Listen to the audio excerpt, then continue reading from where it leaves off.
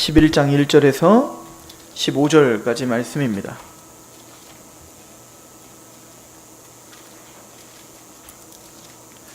사무엘상 11장 1절에서 15절까지 말씀.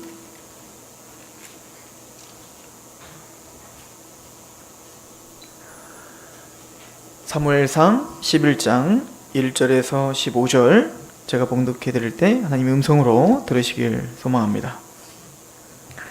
암몬 사람 나하스가 올라와서 길르앗 야베스에 맞서 진침해 야베스 모든 사람들이 나하스에게 이르되 우리와 언약하자. 그리하면 우리가 너를 섬기리라 하니 암몬 사람 나하스가 그들에게 이르되 내가 너희 옳은 논을 다 빼야 너희와 언약하리라. 내가 온 이스라엘을 이같이 모욕하리라. 야베스 장로들이 그에게 이르되 우리에게 이레 동안 말미를 주어 우리가 이스라엘 온 지역에 전령들을 보내게 하라. 만일 우리를 구원할 자가 없으면 내게 나아가리라 하니라. 이에 전령들이 사울이 사는 기브아에 이르러 이 말을 백성에게 전하매 모든 백성이 소리를 높여 울더니 마침 사울이 밭에서 소를 몰고 오다가 이르되 백성이 무슨 일로 우느냐 하니 그들이 야베스 사람의 말을 전하니라.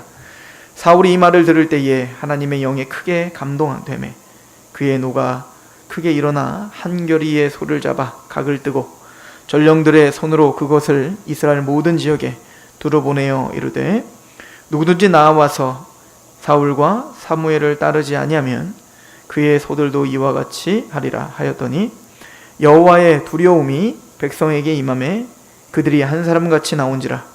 사울이 베색에서 그들의 수를 세어보니 이스라엘 자손이 30만 명이요 유다 사람이 3만 명이더라. 무리가 와 있는 전령들에게 이르되 너희는 길르앗 야베스 사람에게 이같이 이르기를 내일 해가 더울 때에 너희가 구원을 받으라 하라. 전령들이 돌아가서 야베스 사람들에게 전하매 그들이 기뻐하니라. 야베스 사람들이 이에 이르되 우리가 내일 너희에게 나아가리니 너희 생각에 좋을 대로 우리에게 다 행하라 하니라. 이튿날 사울이 백성을 3대로 나누고 새벽에 적진 한가운데로 들어가서 날이 더울 때까지 암몬 사람들을 치매 남은 자가 다 흩어져서 둘도 함께 한 자가 없었더라. 백성이 사무엘에게 이르되 사울이 어찌 우리를 다스리겠느냐 한 자가 누구니까 그들을 끌어내소서 우리가 죽이겠나이다. 사울이 이르되 이날에는 사람을 죽이지 못하리니 여호와께서 오늘 이스라엘 중에 구원을 베푸셨음이니라. 사무엘이 백성에게 이르되 오라 우리가 길갈로 가서 나라를 새롭게 하자. 모든 백성이 길갈로 가서 거기서 여호와 앞에서 사울을 왕으로 삼고 길갈에서 여호와 앞에 화목제를 드리고 사울과 이스라엘 모든 사람이 거기서 크게 기뻐하니라. 아멘. 우리는 이스라엘의 초대 왕 사울이 기름 붓는 장면을 상고했었습니다. 그리고 이 사울은 기름 부음을 받았고 왕으로 추대를 받았지만 오늘 말씀에서 보면 이 사울은 자기의 고향으로 가서 기브아로 가서 농사일을 짓고 있는 모습을 볼 수가 있습니다. 이것을 통해서 사실은 여러 가지 논쟁들이 있어요. 사울이 왕위를 받았는데 농사를 짓는 게 합당하냐 뭐 이런 것부터 시작해서 말이죠.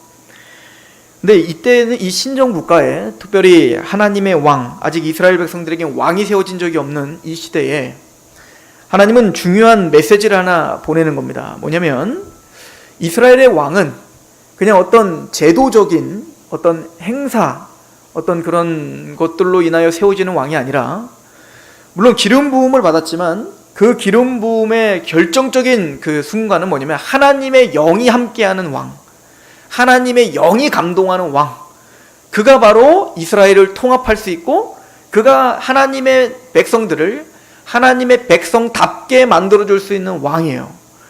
그래서 사실은 오늘은 기름 부음을 받은 그 사울이 물론 이제 지난번에 기름 부음 받았을 때 어떤 일이 벌어졌죠? 기름 부음을 성령님이 임하시니까 이제는 예언을 하더라 라고 하는 거죠. 그 얘기는 이스라엘의 왕됨의 첫 번째 그 자격은 뭐냐면 이스라엘의 왕은 어떤 사람이어야 되냐면 바로 지략이 뛰어나고 또 허우대가 멀쩡하고 군사력을 키우고 정치와 경제를 안정화시키고 이런 왕을 세우는 게 아니라 이스라엘이 세워야 될 왕은 바로 성령에 감동한 왕. 그래서 하나님의 신탁, 하나님의 계시, 하나님의 말씀의 통치함을 받는 왕. 그래서 그의 판단과 그의 명령은 하나님의 말씀에 매여 있는 왕이어야 되는 거예요. 이걸 가시적으로 보여준 사건이 바로 사울에게 하나님의 영이 임하여 예언하더라는 거예요. 사울도 예언자인가? 맞습니다. 이스라엘의 왕들은 물론 이제 제도적으로 왕이 있고 제사장이 있고 선지자로 나누어질 겁니다. 그럼에도 불구하고 지금 이 사울의 예언하는 것을 보여줌으로 말미암아 이스라엘의 왕이 어떤 사람이어야 되는지를 보여주고 있는 겁니다. 이제 앞으로는 이제 사울이 예언하지는 않을 겁니다. 앞으로는 사울이 예언하는 모습은 보이지 않을 거예요. 그것은 하나님의 영이 임했을 때 무엇을 강조하고 있는지를 보여주고자 하는 거였어요. 그러면 그것이 사울이 왕권을 가지고 이제는 이스라엘을 통치할 때 그 하나님의 영이 임하여 예언했던 그 순간을 기억하면서 사울은 뭐에 순복해야 되냐면 이제는 사무엘이라고 하는 선지자의 말씀에 구복하며 왕권을 통치해야 되는 겁니다. 그러니까 하나님의 왕이란, 하나님의 기름 부은 왕이란 하나님의 말씀에 의존하는 왕. 그거 사실은 우리로 말하면 왕 같은 제사장인 우리가 왕권을 가지고 이제는 세상을 정복해야 될 우리는 무엇을 가져야 되냐면 돈과 명예와 권세와 어떤 세상의 어떤 지식과, 물론 그것을 하나님은 충분히 활용하시어 하나님의 일을 하실 수 있어요. 하나님은 모세를 사용하실 때 모세가 40년 동안 이집트의 왕자로서 학문을 배우게 하셨고 최고의 어떤 그 지정학적인 어떤 모든 것들을, 지리적인 것들을 다 익숙하게 하셨고 군사를 통솔할 수 있는 지도자의 훈련을 다 했었고 또 피라밋과 람셋을 짓는 것을 진두지휘하며 건축술을 다 배우게 하셨다고요. 그래서 이스라엘을 광야로 끌고 왔대 성막을 짓게 하시고 또 이스라엘을 아무 어려움 없이 그 넓은 광야를 데리고 다닐 수 있는 지도력이 있게 하셨고 또 그런 언어를 배우게 했기 때문에 성경을 기록할 수 있는 언어학을 배우게 하신 거 아니겠어요? 그러나 하나님은 그 모든 것이 최고 절정에 있었던 모세의 40세 때 하나님 글을 쓰시지 못했습니다. 그러니까 하나님은 그 모든 것을 활용하여 쓰실 것이지만 하나님이 쓰실 수 있는 자는, 그러니까 하나님의 백성들을 이끌 지도자란 40년 광야를 돌아 이제는 양 한 마리, 자기의 양 한 마리 없는 그곳에서 하나님이 맡겨주신 그 양을 위하여 사는, 그래서 낮아짐의 훈련을 하여 하나님을 의지할 수밖에 없는 모세를 만들고자 하나님은 40년을 광야를 돌게 하시죠. 그리고는 그때서야 하나님은 떨기나무에 불이 붙는 장면을 통하여 내 신을 벗어라. 내 신을 벗는다는 게 무엇입니까? 자신의 모든 것을 내려놓으라는 거예요. 하나님을 의지하라는 얘기인 겁니다. 그때서야 모세를 사용할 수 있었던 겁니다. 이스라엘도 마찬가지예요. 사울도 마찬가지인 겁니다. 하나님이 지금 사실 사울을 부르신 이유는 사울의 자격 때문이랄지 사울의 어떤 무엇 때문에 부른 게 아니라고요. 물론 오늘 말씀에서 우리가 이제 사무엘상을 보면 사울은 다른 사람들보다 머리가 하나 더 있어요. 그러니까 허우대가 굉장히 화려한 왕다운 그런 면모를 갖고 있는 게 바로 사울이었어요. 그런데 그것은 사람들이 보는 관점이었지 하나님은 절대 그런 것을 가지고 사울을 왕으로 세운 것이 아니었단 말입니다. 이것을 기억해야 되는 거예요. 사실은 오늘 사울을 세우시고 이제 본격적으로 하나님이 사울을 통하여 이스라엘을 한마음이 되게 하는 그 중요한 장면이 오늘 말씀에 있는 겁니다. 사실은 우리가 지난 시간에 상고했을 때 우리 10장 25절 한번 보세요. 10장 25절에 보시면 사무엘이 나라의 제도를 백성에게 말하고 책에 기록하여 여호와 앞에 두고 모든 백성을 각기 집으로 보내매 사울도 기브와 자기 집으로 갈 때에 마음이 하나님께 감동된 유력한 자들과 함께 갔다. 그러니까 하나님이 이제 왕으로 사울을 선포했죠. 근데 이스라엘이 지금 사울을 다 인정하는 게 아니에요. 마음이 분열되어 있다고요. 근데 27절에 보니까 어떤 불량배는 이르되 이 사람이 어떻게 우리를 구원하겠느냐 하고 멸시하며 예물을 바치지 아니하였으나 그는 잠잠하였더라. 불량배, 그러니까 좀 마음이 악한 사람들은 사울을 미덥지 않게 여긴 거죠.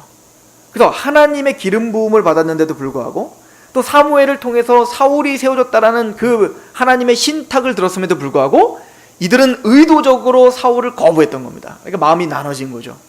그때 하나님의 감동된 사울은 그것에 대해서 시비를 걸지 않습니다. 그냥 잠잠히 있었더라. 이게 맞죠. 하나님이 행하시는 일을 봤다는 얘기인 거예요. 그러니까 사울 굉장히 멀쩡합니다. 지금까지 굉장히 멀쩡해요. 그래서 오늘 말씀도 대단히 멀쩡합니다. 그래서 이제 오늘까지는 멀쩡한데 이제 다음부터는 이제 이상해지기 시작해요, 사울이. 그래서 우리는 사울의 인생을 상고할 때 오늘까지 멀쩡한 이런 사울의 모습과 이제는 약간 병들어가는 사울의 모습을 비교하셔야 돼요. 그래서 하나님의 부름을 받고 기름 부음 받은 하나님의 백성, 왕같은 제사장 된 우리를 통하여 하나님이 어떠한 왕같은 제사장이 되길 원하시는가를 우리 하나님의 마음을 상고하셔야 되는 겁니다. 자, 오늘 말씀은 이런 겁니다. 암몬 사람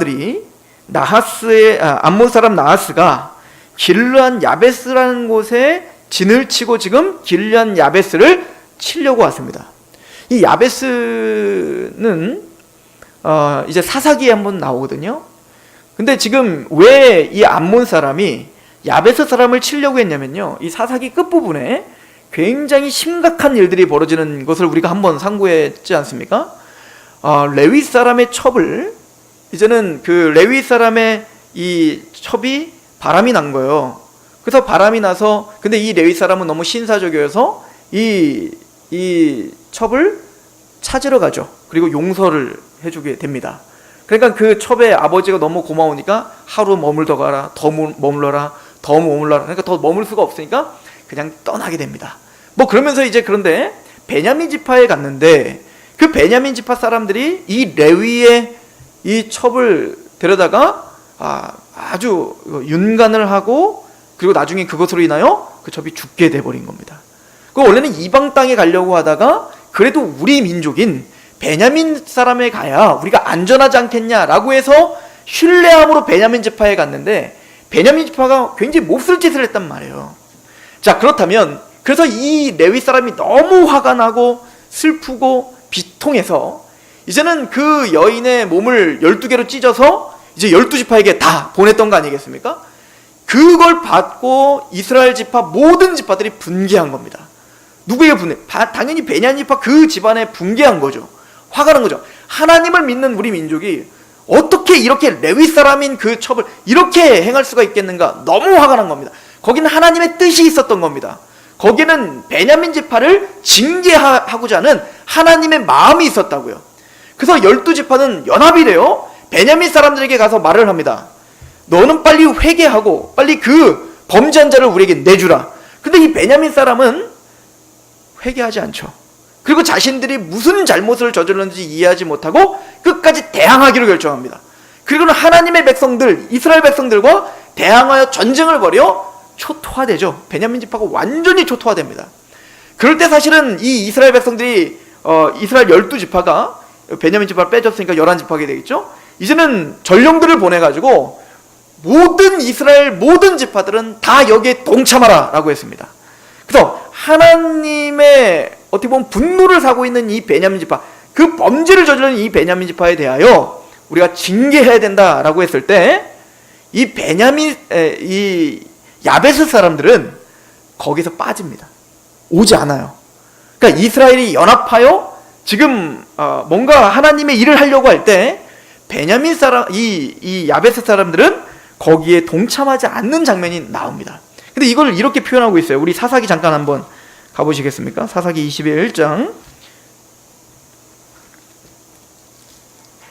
사사기 21장입니다.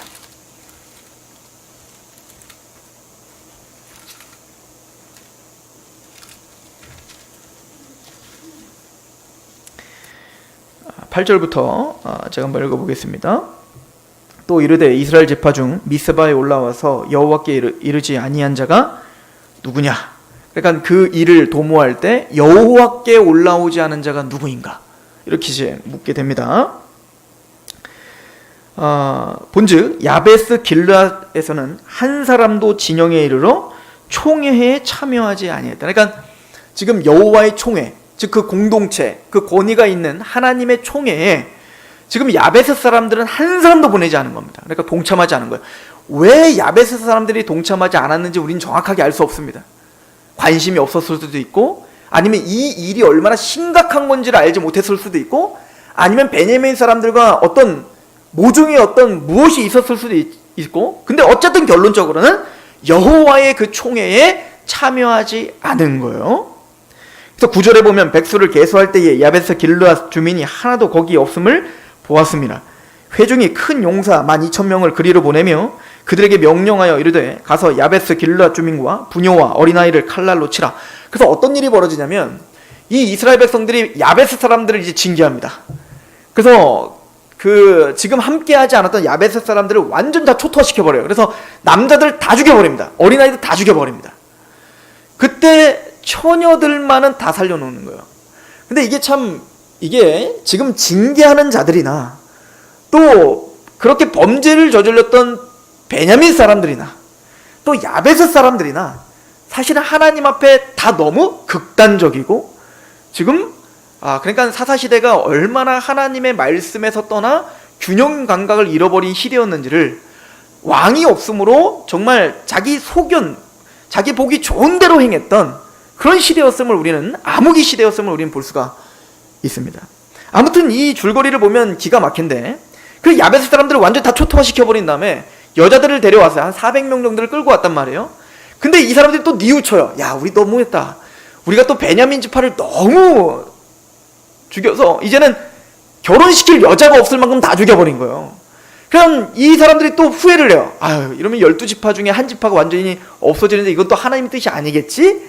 그러면 베냐민 사람들한테 우리 그 여자를 보내서 우리 결혼을 시켜주자. 그런데 우리들 지파들은 다 베냐민 지파와 결혼하지 않기로 다 맹세를 한 상태였기 때문에 우리는 안 되니까 그런 딴 사람들 잡아다가 우리 베냐민 사람들 또 이것도 뭡니까? 인신매매 가지고 또 여자를 잡아서 베냐민 사람과 또 결혼시켜주겠다는 거예요. 이게 말도 안 되는 일들이 계속 반복되는 겁니다. 악순환인 거죠. 그때 누구를 잡아다가 베냐민 사람들에게 주냐면 바로 이 야베스의 처녀들을 데려다가 베냐민 사람들 남자들과 결혼을 시키는 일들이 벌어지게 되는 거예요. 그러니 야베스 길르앗 종족들이 얼마나 약해져 있겠습니까? 거의 생명을 간당간당, 아마 그 남은 몇 사람들로 인하여 이제는 겨우 이제 종족이 이제는 초토화되지 않는 지경만 돼 있었을 거라고요. 그러니까 이 암몬 족속이 12지파 중에 이 이스라엘 전체 중에 어디를 치고 들어오겠어요?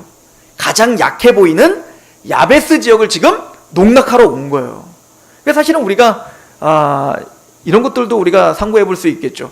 사탄이 또 세상의 유혹이 어디로 치고 들어오겠습니까? 우리가 가장 연약하고 약한 부분을 항상 건드리고 넘어뜨리려고 하는 거죠. 아무튼 야베스 사람은 그렇게 해서 지금 이 암몬 사람들과 지금 대치 중인데, 야베스 사람이 아무리 봐도 우리는 이길 수가 없으니까 우리와 언약하자, 조약하자, 우리가 항복하겠다, 우리가 당신을 섬기겠다, 그러니까 제발 우리를 그만 좀, 왜냐면은 살육의 아픔이 있었잖아요. 얼마 전에 자기의 가족들이 얼마나 처참하게 죽임당하는 걸 봤지 않습니까? 그러니까 전쟁이 너무 싫었던 야베스 사람들은, 또 힘이 없었던 야베스 사람들은 암논 사람들에게 가서 사정을 합니다. 그런데 이 암몬 사람들은 너희들 눈을 한쪽씩 다 빼고야 내가 너희를 살려줄 거야. 잔인한 제안을 하게 됩니다. 이 야베스 사람들은 너무나 고통스러웠습니다. 게다가 지금 야베스 사람들은 누구와 지금 관계가 안 좋아요? 이스라엘 백성들과 관계가 안 좋잖아요. 지금 줄거리는 제가 말씀드렸지 않습니까? 그러니까 이 야베스 사람들은 그럼에도 불구하고 자기가 신뢰하고 도움을 요청할 수 있는 것은 12지파밖에 없었던 겁니다. 그래서 12지파에게 전령들을 보내서 지금 이런 상황이 있다라고 하는 것을 보여주는 거예요. 그 중에 이제 누구에게 보냈냐면 바로 기브아에 있던 사울. 왜냐면 사울이 왕으로 추대를 받았기 때문에 그 사울에게 보냈던 겁니다. 그때 이 사울이 이 말을 듣자마자 오늘 본문에 보면 하나님의 영이 감동했다라고 표현하고 있습니다. 이 말씀을 듣자마자, 이 이야기를 듣자마자 사울이 하나님의 영에 감동합니다. 그러니까 이 지금 역사와 스토리를 야베스가 암몬에 의하여 지금 어려움을 겪게 되고, 야베스가 지금 이스라엘, 특별히 사울에게 와서 지금 고통을 호소하고 도와달라고 요청하는 것이 우연인 것 같지만 그게 우연이 아니라 하나님의 뭔가 주권적인 뜻 가운데 지금 뭔가 역사가 진행되고 있다는 것을 우리는 발견하셔야 되는 거예요. 그래서 그 이야기를 듣자마자 사울은 하나님의 감동을 합니다. 하나님의 감동. 그러니까 하나님이 다 지금 뭔가 짜놓은 타임테이블 가운데 가고 있는 거죠. 그러니까 하나님의 영에 감동하여 이 사울이 분노하기 시작합니다. 그 암몬에 대하여. 그러니까 하나님의 택함 받은 민족들을 농락하고 그렇게 처참하게 만드는 암몬에 대한 분노가 일어납니다. 그리고는 소를 이제는 12개로 쪼개가지고, 왜 이렇게 잔인하게 하는지 모르겠는데, 하여튼 12개를 쪼개서 이제는 다 나눠가지고 이제 모든 전령들을 보내가지고 말하죠. 만약에 이 지금 야베스를 도우러 군인을 보내지 않는 지파가 있다면 이 소들이 찢어진 것처럼 너희의 소들을 찢으겠다. 그래도 굉장히 순화된 거예요. 하나님의 영에 감동을 해서 너희들을 찢겠다 하지 않고 너희들 소를 뺏어서 다 찢겠다. 재산을 찢어버리겠다. 이제 그렇게 이야기를 한 겁니다. 근데 이 이야기를 듣자마자 모든 이스라엘 백성들이 다 두려워하며 그 말씀 앞에 같이 분노합니다. 이게 다 하나님이 지금 역사하고 계시는 거죠. 지금 하나님이 이스라엘을 하나로 만들고 계시는 거예요. 지금 연약해 보이는 야베스, 어떻게 보면 지금까지 이스라엘 지파와 철천지 원수처럼 살았던 그 야베스인데, 거기에 하나님의 역사와 하나님의 영이 감동하여 한 지도자가, 하나님의 영에 감동한 지도자가 하나님의 마음으로 선포하고 진두지휘하기 시작하니까 흩어져 있던 모든 이스라엘 백성들이 한 마음이 되기 시작합니다. 지금 그래서 여기 뭐라고 써 있냐면 이스라엘이 한 사람같이 나오더라, 이렇게 표현되어 있죠. 이게 무슨 얘기죠?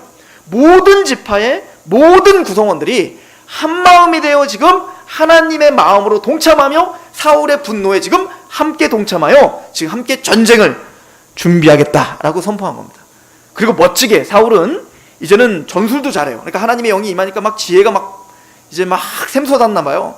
그래서 이제 새벽녘에 바로 침투해 가서 정오가 되기 전에 그냥 한나절에 그냥 다 끝내버린 거죠. 암몬을 완전히 부셔버리고 야베스를 구해냅니다. 자, 이걸 통해서 하나님은 왜 이런 역사를 허락하셨는가? 첫 번째는 야베스를 회복시키기 위함입니다. 두 번째는 이 분열됐던 이스라엘의 마음을 하나로 만들기 위함입니다. 또한 이 사울을 지금 받아들이는 사람들이 있었지만 불량배와 같은 사람들은 사울을 어떻게 했어요? 받아들일 수 없다고 비아냥거렸다고요. 근데 어떤 누구도 이제는 사울을 왕으로 추대하는 데 있어서 반론이 있을 수 없는 겁니다.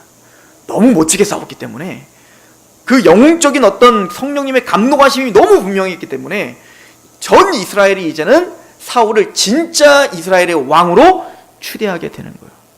이런 걸 보면 권위는 사람에게서 나오는 게 아니라 하나님으로부터 나오는 겁니다. 이게 우리의 권위여야 되는 거예요. 그러니까 우리는 예수를 믿고 하나님을 믿음으로 말미암아 사람들에게 보여지는, 우리가 사실은 그 사람들에게 인정받고 싶은 욕구가 우리에겐 다 있잖아요. 근데 문제는 세상이 말하고 있는 어떤 것으로 인정받으려고 하기 때문에 우리는 거기서 문제가 생기기 시작하는 거예요. 요셉 이야기를 잘 아시죠? 요셉이 하나님의 말씀을 붙들고 살았습니다. 요셉이 하나님의 말씀을 붙들고 사니까 하는 일들이 다 잘 되던가요? 그렇지 않다는 걸 우리는 말씀을 통해서 봤습니다. 요셉은 그 가족에서 가장 사랑받는 아들이었습니다. 그런데 하나님의 말씀을 전했다는 그 이유 하나만으로 형들에게 미움을 받았고, 그리고 그는 버림받는 자가 되었습니다. 그래서 보디발의 집으로 노예로 팔려가죠. 그리고 성경은 그걸 형통하다 이렇게 표현합니다. 하나님은 요셉을 형통케 하여 보디발에게 은혜를 받게 했다 이렇게 말합니다. 자, 그런데 요셉은 그 가운데에서도 하나님의 말씀 앞에 살려고 부단히도 노력을 합니다. 상황이 어떻든 환경이 어떻든 누구를 부러워하자고 한탄하지 않고 자기에게 주어진 하나님의 주권 속에서 주어진 그 상황 속에서 자기가 할 수 있는 최선을 다해 말씀 앞에 살려고 부단히 노력한단 말이에요. 그래서 어떻게 됐죠? 감옥으로 끌려갔죠. 그러니까 그렇게 살면 잘 되는 삶이 돼야 되는데 그렇게 살때 더 고난이 오더라는 겁니다. 더 핍박과 조롱이 오더라는 겁니다. 그래서 감옥에 갔더니 어떻게 되던가요? 요셉으로 인하여 전옥에 하나님의 은혜가 임하더라는 거예요. 그리고 형통하게 하셨더라, 이렇게 표현합니다. 여러분들, 이게 정말 형통처럼 보입니까? 우리로 말하면 어떤 재벌가의 아들로 태어난 사람이 갑자기 하루아침에 쫄딱 망해서 이제는 빈털터리가 되어서 어디 식모살이로 가게 된 거예요. 그래서 식모살이를 갔더니 열심히 일을 했더니 그 사장이 그 식모살이로 온 그 사람을 참 존중해주고 좋아요. 하나님이 형통케 하셨다. 이게 정말 형통으로 보이십니까? 그렇게 했는데 열심히 일했는데 마침내는 또 자기가 뭘 잘못한 것도 아닌데 정직하게 했더니 감옥에 가게 됐어요. 그래서 감옥에 가서도 열심히 많은 사람들을 섬기고 했더니 많은 옥중의 죄수들과 또 간수한테 굉장히 칭찬도 받고 그리고 인정도 받기 시작했어요. 하나님이 형통하게 하셨더라. 형통처럼 보입니까? 우린 감옥에 안 가는 게 형통이고 노예로 팔리지 않는 게 형통이고 그리고 우리의 사업이 망하지 않는 게 형통이라고 생각한단 말이에요. 근데 성경은 그것과 형통과는 전혀 상관없다고 말하는 겁니다. 형통이란 어떤 상황이든 하나님과 동행하는 게 형통이라고 말하는 거예요. 어떤 환경이든 주야로 여호와의 율법을 묵상하는 게 형통이고 복이라고 이야기하고 있는 거예요. 그리고는 요셉은 애굽의 총리가 됩니다. 근데 제가 하고 싶은 얘기는 여기 있는 거예요. 우리는 너무나 요셉이 그렇게 험한 고난의 길을 살았지만 마침내 총리가 돼. 맞아, 너희들도 그렇게 열심히 하나님의 말씀대로 살다 보면 지금은 힘들지만 나중에는 어려움이 다 끝나고 너희들 잘 될 거야. 성경 그거 약속하는 거 아니에요. 그런 약속이었다면, 그게 만약 일맥상통한 거였다면 스데반은 돌이 피해가야죠. 스데반은 믿음으로 살다가 돌 맞아 죽었다가 끝입니다. 그러니까 요셉의 이야기는 그 얘기가 아닌 거예요. 진짜 요셉이 하는 얘기는 뭐냐면 파라오를 만납니다. 그때 파라오가 요셉에게, 사실 요셉에게 부러울 게 뭐가 있어요? 파라오는 요셉보다 더 많은 재산을 갖고 있고요, 요셉보다 더 많은 부와 명예와 권세와 신처럼 추앙받았던 파라오예요. 근데 요셉에게 뭐라고 말하냐면 나는 너와 같이 성령에 감동된 자를 보지 못했노라 이거예요. 모든 것을 갖고 있는 모든 걸 갖고 있는 파라오가 자기가 갖고 있지 않는 무언가를 갖고 있는 거예요. 누가? 요셉이. 이게 뭐죠? 성령의 감동함이 있다는 겁니다. 하나님과 함께함이 있고 하나님과 동행. 이걸 믿지 않는 사람도 요셉에게 그렇게 고백할 수밖에 없는 겁니다. 이게 하나님의 백성들의 삶이라는 겁니다. 이건 거예요. 우리의 삶을 보면 기쁠 일이 전혀 없는 것 같은데 또 나보다 저 사람이 훨씬 더 슬퍼해야 되는데 그의 인생을 다 지켜본 세상 사람들이 쟤는 뭔가 있다라고 보는 겁니다. 쟤는 하나님이 뭔가 쟤를 보면 살아있는 게 느껴진다. 하나님의 사람이란 바로 하나님의 영에 감동된 자인 겁니다. 세상이 감히 따라할 수 없는 그 무엇인가가 있는 사람인 거죠. 그렇게 하나님의 영에 감동된 그 사울을 통해 하나님은 하나님의 백성들을 하나로 만드시고 야베스와 이스라엘을 이 뿌리 깊은 이 고를, 여러분들 이게 어떻게 사람이 이걸 풀어낼 수 있겠습니까? 어떤 외교로 이거를 풀어낼 수 있겠냐고요. 생각해 보세요. 이스라엘 백성들 베냐민에 대한 어떤 분노, 그래서 베냐민을 완전 멸절시켜. 그럼 베냐민은 어떻게 했냐고요? 회개가 나오겠습니까? 회개보다는 너무하다는 생각이 들지 않겠어요? 이스라엘 백성, 야 그래도 우리 같은 민족인데 어떻게 우리를 이렇게 만들 수 있겠는가? 게다가 야베스 사람들 이스라엘을 향해서 얼마나 화가 나겠습니까? 아무리 그래도 그렇지 어떻게 이렇게 멸절시킬 만큼 우리 민족을 이렇게 만들 수 있겠는가? 그럼 이스라엘 백성들, 그러니까 처음부터 잘하지.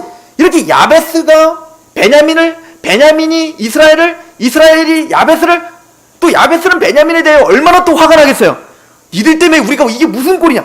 그러니까 이게 여러분들도 아시잖아요. 여러분들도 인간관계가 한번 꼬이면 이거 풀 수 없는 건 너무 잘 아시잖아요.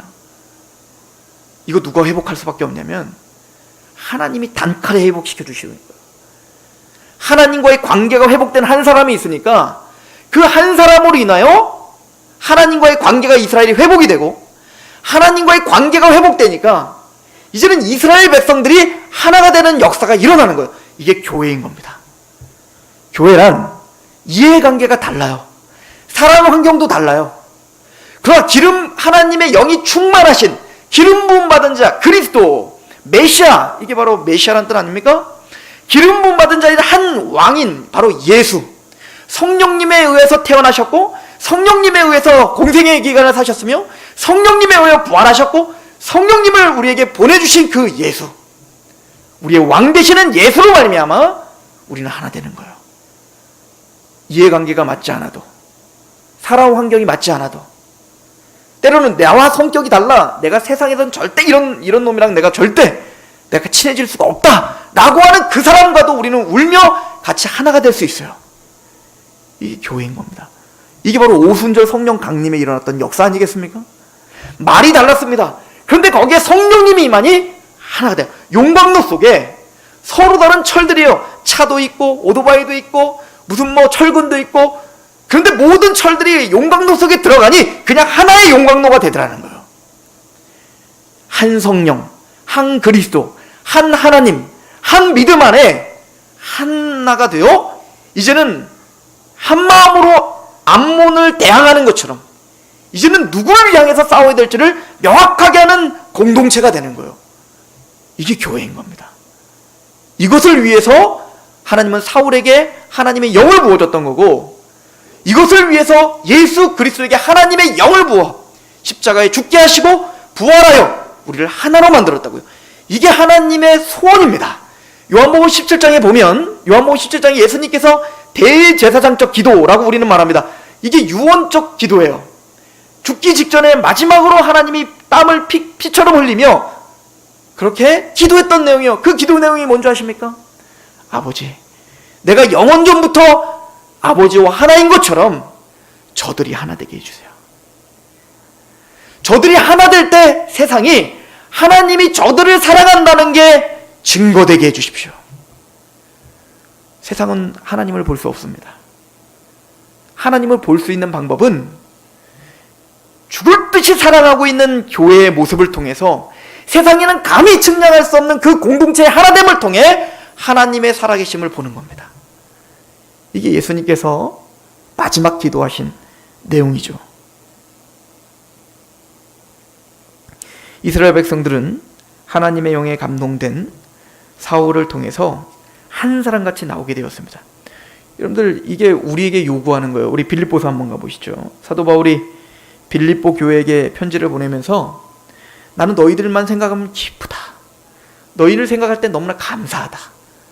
저는 우리 공동체가, 우리 교회가 이렇게 하나님의 마음을 시원하게 해드리는 교회이길 소망하고, 또 우리가 바로 그렇게 사도 바울이 감사하고 기뻐한다 라고 말하는 공동체가 되기를 원해요. 그것은 바로 이것입니다. 빌립보서 1장 27절,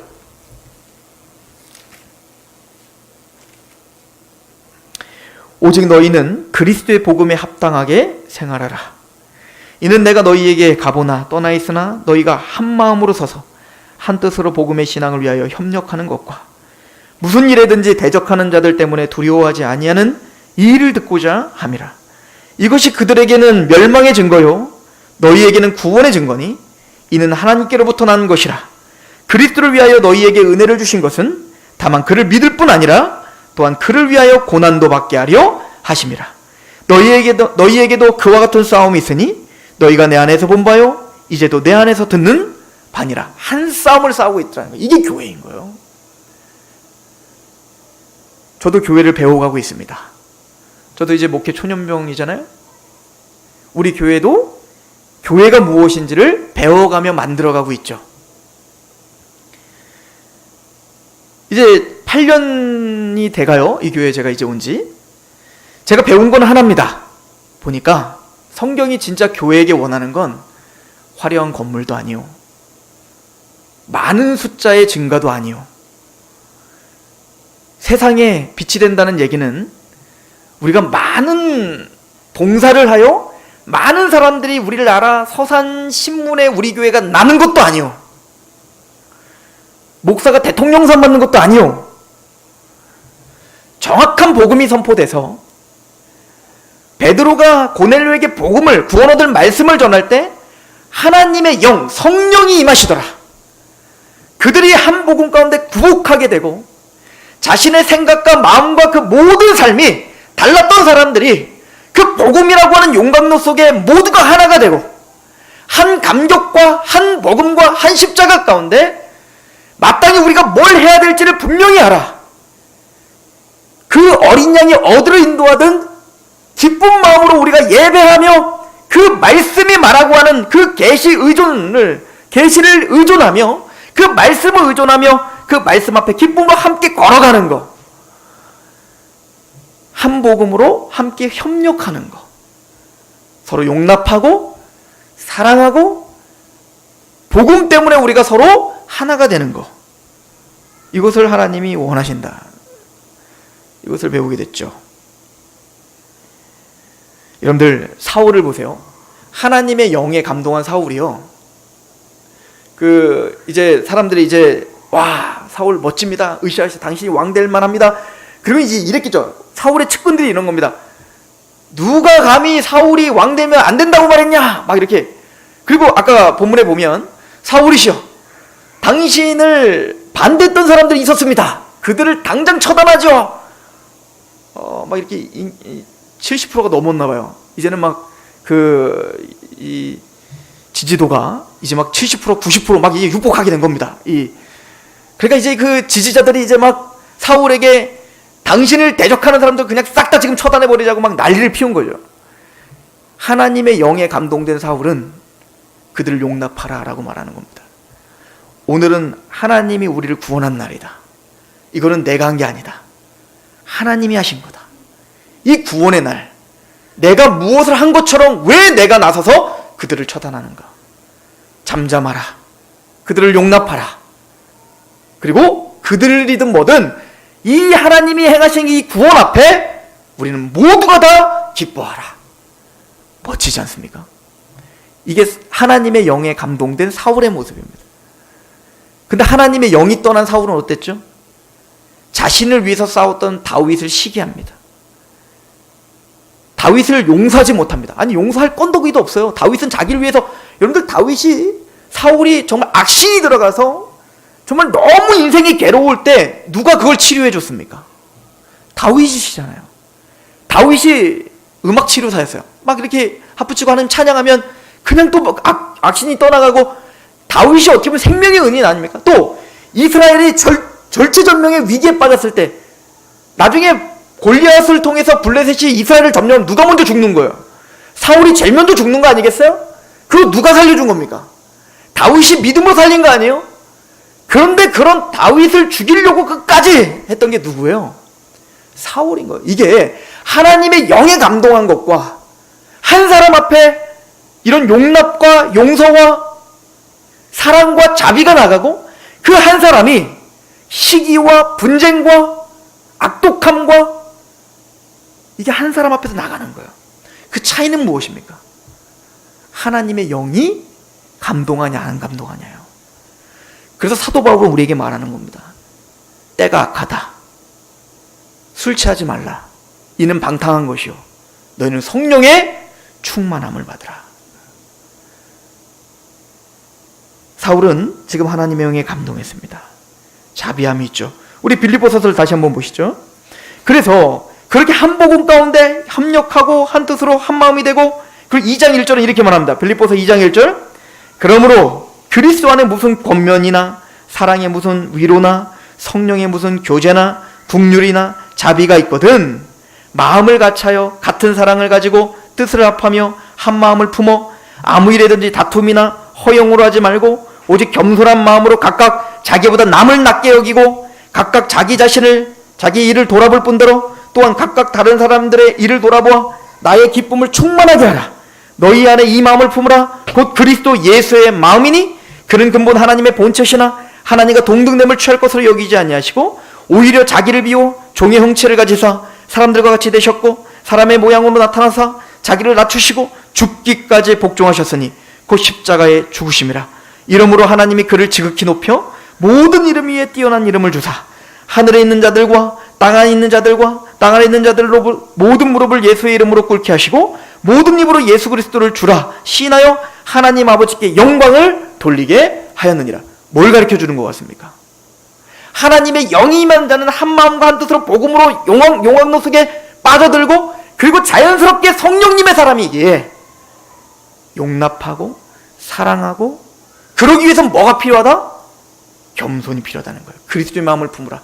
예수께서 원래 하나님이셨지만 그 하나님의 동등됨을 취할 것을 여기지 않고 가장 낮은 것, 죽기까지 복종하신 것처럼 성령의 사람이란 겸손하는 거예요.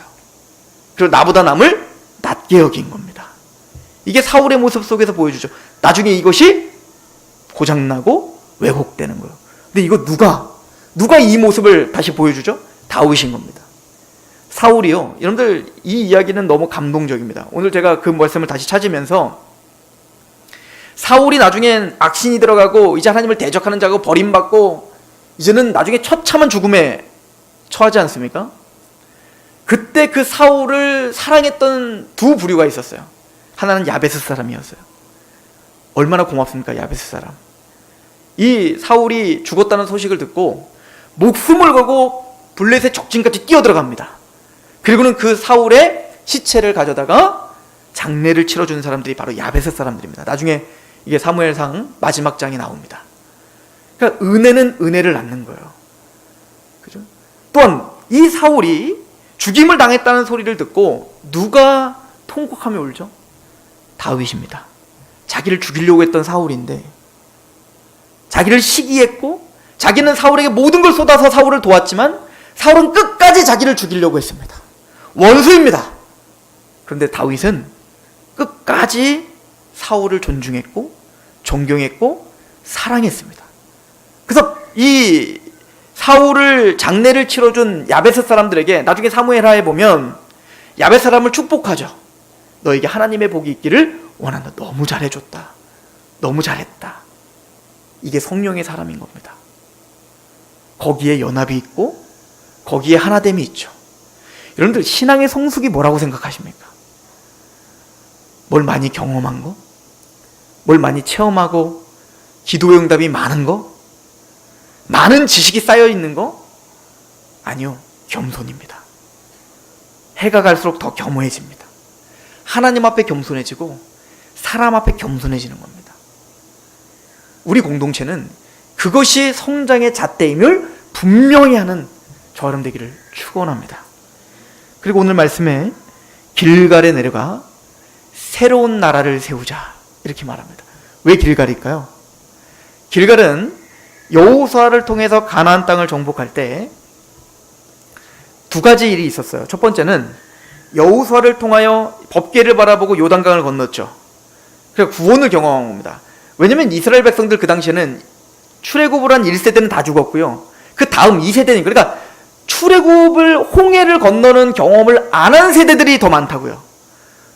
그러니까 광야에서 태어난 세대래요. 그러니까 얘네들은 구원을 아직 경험을 못했다고요. 그러니까 하나님이 요단강, 그 홍해를 건너는 사건과 동일한 요단강을 건너는 사건을 통해서 그 출애굽을 다시 경험케 하신 거예요.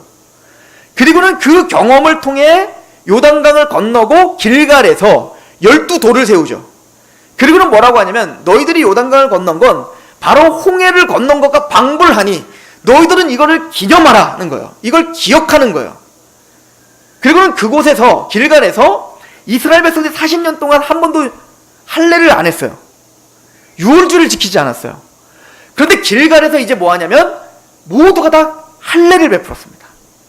우리는 이렇게 구원을 받아 하나님께 선택받은 선민이다 라고 하는 걸 표식으로 할례를 다 받았고, 여러분들 이거 굉장히 큰 믿음입니다. 왜냐면 이거 요단강 건너기 전에 할례 했어야죠. 왜 할례하면 여러분들 남자 포경 수술하는데 전쟁을 해야 되는데 한 일주일은 못 움직여요. 저도 해보니까 한 3일 정도는 못 움직여요. 그러니까 만약에 근데 그 적진에 여리고성 열고 만약에 적군이 들어오면 그냥 다 죽임당하는 겁니다. 이런 일이 있었잖아요. 야곱이 그 세겜에서 자기 아들들이 그 세겜 추장들 어떻게 죽였어요? 할례 받으라 해놓고는 못 움직이니까 막 다 죽인 거 아닙니까? 그런데 그 적진 앞에서 하나님을 믿음으로 할례를 받은 겁니다. 구원은 하나님께 있다는 걸 알고 있었던 거죠. 그리고 거기서 유월절을 지킵니다. 즉 뭐죠? 모든 구원은 하나님의 은혜와 주권과 은총 가운데 있습니다를 고백하는 거예요. 그리고 드디어 거기서 광야에서 먹었던 만나가 끊어져요. 이제는 그 구원을 가지고, 그 감사함을 가지고 하나님의 주권을 인정하고 이제는 소산을 내어 농경을 하여 이제는 만나가 아닌 새로운 시대, 이제 새로운 나라를 세워야 되는 겁니다. 어떤 나라? 이제는 그곳에서 농경 문화를 통해서 추수를 하고 만나를 먹는 것처럼 하나님께 경배하고 찬양하고 하나님의 주권을 인정하는 나라를 세워야 되는 겁니다. 근데 사사시대는 어땠죠? 그 주권이 다 무너졌던 겁니다. 그래서 사무엘은 사울과 모든 백성들을 길갈로 가자는 거예요. 다시 그때로 가자는 겁니다. 다시 그 기억을 가지고 하나님의 은총과 구원과 그 경험을 갖고 모든 것이 하나님으로부터 왔고 하나님이 완성시키며 하나님이 이 나라를 그렇게 하나님을 경외하는 나라로 만드실 것임을 선포하자. 이게 길갈에서 새 나라를 만들자는 겁니다. 이것은 반복돼야 됩니다. 우리 인생 가운데 반복돼야 됩니다. 여러분들의 길갈은 어디입니까? 십자가의 자리입니다. 구원의 자리입니다. 우리가 예수를 만났던 그때를 기억하셔야 됩니다. 십자가의 감격 가운데 내 죄가 사함받고 자격되지 않은 내가 복음을 듣게 되고 그 복음 때문에 세상이 줄 수 없는 그 기쁨으로 하나님을 경배했던 그 길갈로 가셔야 됩니다. 그리고 새 나라를 세우셔야 되는 겁니다. 하나님의 주권이 통치하는 나라, 하나님의 성령님이 통치하여 하나가 되어 한 복음 가운데 협력하는 나라, 교회건 개인이건 그 길갈로가 새 나라를 세우셔야 됩니다. 하나님의 나라가 저 여러분들 가운데 확장되길 축원합니다. 기도하겠습니다. 하나님, 길갈로 가서 나라를 새롭게 하자. 십자가의 은혜를 다시 한번 기억하게 하시옵소서. 우리가 어떤 은혜와 그 어떤 주권과 그 어떤 자비로 우리가 구원받았는지, 성령님의 그 감동받은 자가 하나님의 사랑을 얼마나 부어주어 얼마나 그 사랑에 강권되어 이제 내가 사는 것은, 내가 육체 가운데 거하는 것은 나를 사랑하사 나를 위하여 십자가에 못 박힌 예수를 위하여 삽니다. 나는 그리스도인입니다. 그리스도의 편지입니다. 그리스도의 향기입니다. 빛입니다. 소금입니다. 그 새 나라를 세우게 하시옵소서. 예수 그리스도의 이름으로 감사하며 기도합니다.